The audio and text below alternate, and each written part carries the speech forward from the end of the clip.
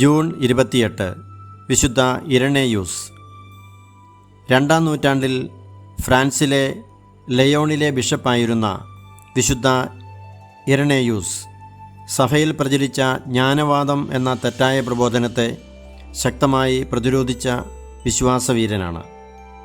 നൂറ്റാണ്ടുകളായി വിശ്വാസികളെ സത്യത്തിൻ്റെ വഴിയിലൂടെ നയിക്കാൻ വിശുദ്ധ ഇരണേയൂസിൻ്റെ പഠനങ്ങൾ സഭയെ സഹായിക്കുന്നു.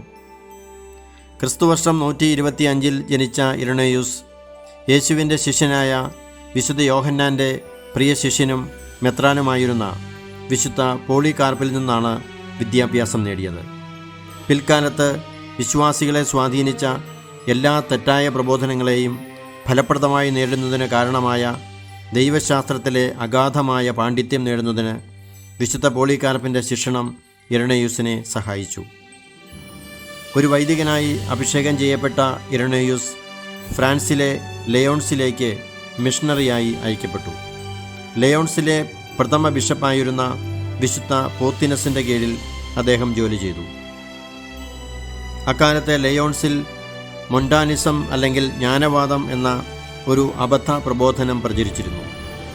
ദൈവിക രഹസ്യം എല്ലാവർക്കും ലഭ്യമല്ലെന്നും അത് തിരഞ്ഞെടുക്കപ്പെട്ട ചിലർക്ക് മാത്രമായി ഉള്ളതാണെന്നും അവർ പഠിപ്പിച്ചു.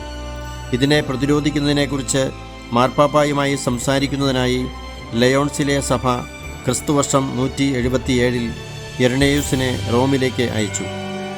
ആ സമയത്ത് ലയോൺസിൽ വലിയ മതപീഡനമുണ്ടാവുകയും പോത്തിനസ് മെത്രാൻ ഉൾപ്പെടെ 50 ക്രിസ്ത്യാനികൾ രക്തസാക്ഷികളാവുകയും ചെയ്തു.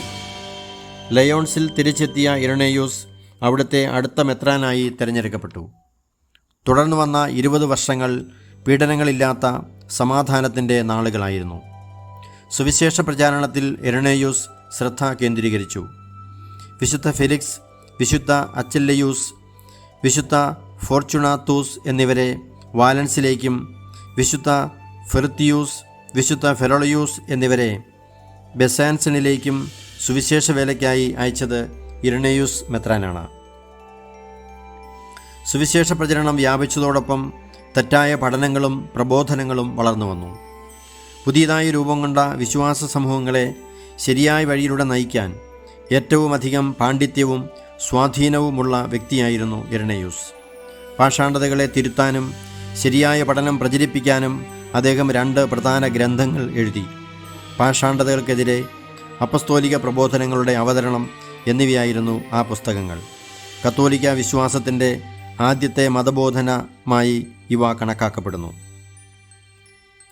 ഈസ്റ്റർ ആഘോഷത്തിൻ്റെ ദിവസത്തെക്കുറിച്ച് ഏഷ്യ മൈനറിലെ സഭയും റോമൻ സഭയും തമ്മിൽ കടുത്ത ഭിന്നതയുണ്ടായപ്പോൾ മധ്യസ്ഥത വഹിച്ചത് വിശുദ്ധ ഇരണേയൂസാണ്.